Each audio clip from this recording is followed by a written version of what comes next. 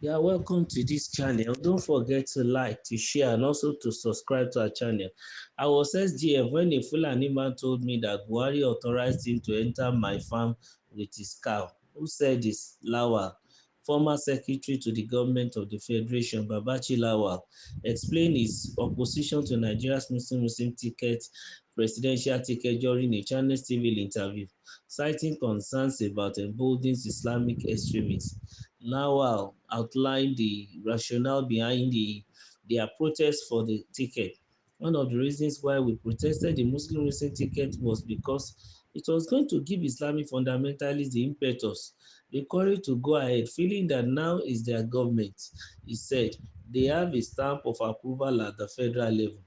The former SGF warned of the cascading effect of this political decision, so it's now an excuse for them to go down the line. It does not happen. It does happen, Lawal said. To illustrate this point, Lawal shared a personal experience. I gave you a story one time when a Fulani man entered my farm with his cow, and we arrested him and took him to the police station, and he was boasting that, do you think that I can come to your farm without anybody giving me permission? This is our government, he recounted. Lawal emphasized the audacity of the incident given his position at the time. I was even then in the SGF, and for a Fulani man to tell me that Buhari authorized him to enter my farm was very annoying, he said. He explained the mindset behind such actions. What you see, at his level of education, he thinks that because the president was a Muslim, he had the right to do whatever he wants and get away with it. Drawing a direct connection to current events, Lawal concluded, and now that that is the consequence of the Muslim ticket. It has given them the courage to go the last mile, persecuting people, intimidating people, and killing people where they refuse to be intimidated. I think, well, because of the language that Lawal used, he said the level of education of that person, and that's why the person is behaving that way. Well, we won't, overemphasize the fact that there is something wrong with those who weaponize religion.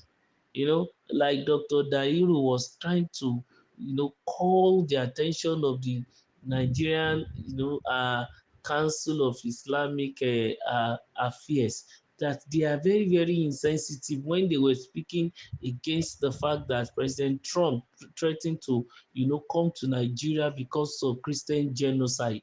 That they really, really forgot to look inwardly that most of the radicals, most of the extremists, most of these insurgents and these terrorists are Muslims by nature. And there's something fundamentally wrong with that situation. Why should it be that all of them are coming out from Islam? It means there are fundamental problems. And one of it is indoctrination, a situation where people are giving wrong, teaching, and they are indoctrinated about the fact that you can, be involved in what they call holy war for Allah, and then when you kill people, there is a reward for you when you get to heaven. You understand, when it is wrong for you to take life, you have not created any. Why should you take any? They told them, and the situation is so deep and so bad and so harsh to an extent that anybody is not a Muslim to them is an infidel, and they don't want to see them. In some area, they said they should be killed. In another one, they said they should collect, money from them. Is it a tax that these people will be allowed to live if they pay certain money to, to them? You see, all these forms of wrong teaching is very, very, concerning. And a situation whereby in the part of the nowhere, some people say they are born to rule, we are in charge. Like Babachi Lawa is trying to say now, that because of the Muslim ticket, it's like it's giving them the impetus or the audacity to go all the way to begin to enter into farm and begin to maim, to destroy, and to frustrate people. No, I think we need to fundamentally look at that matter, the area of indoctrination in religion. Not only that, the area of radicalization. I don't know. If you look at the trend all over the world, it just seems as if it is within the purview of religion that people are being radicalized. And it's so unfortunate that like Dr. Dairu was saying, it was pointing in the case of Nigeria that the Muslim community should look at that situation. Why violence? How come? Where is that audacity from? That a Fulani, an headman, had to pack his head of cow into the farm of a secretary to the government of the federation. And after being arrested, he was even saying that, do you think I can just come if I have not been given the authority to come? Who gave you that directive? You will eventually want to say it's the then president. But I know there is no way he and that president can meet, but the wrong teaching, radicalization, believing that go and do whatever you want to do, when they pick you we will still come and rescue you.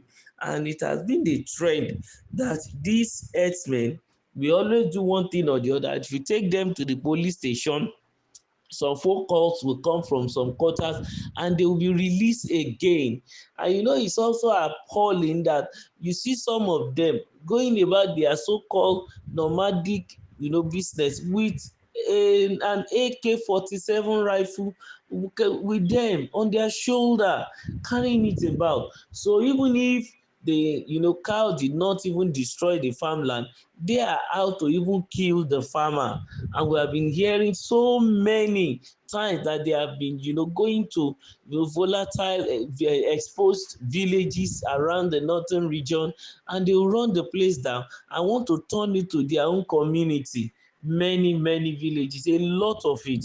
And it has been happening, and it is not just recent anyway, as about time immemorial, over a lot of years ago.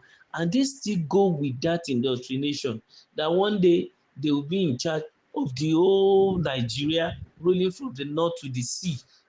All those things I think we need to look into it. So somehow Babachi Lawal might have his point, even though it might also be political about what he's saying. But in this situation, I think we need to look deep into it. For those who happen to have been less educated when it comes to the situation of Nigeria, that this is a sovereign, secular sovereign state. Not only that, when you now look at jihadist tendencies too, these are the things that are supposed to be worked upon in the hearts of all these our brothers and sisters who are perpetrating religion and believing that being violent is also a function of getting some reward, and fighting for the cause of your religion. It's not supposed to be. And I think Nigerian government need to look into that direction. Keep liking our channel. Don't forget to subscribe. Make sure you share, and please give us your thumbs up. Thank you.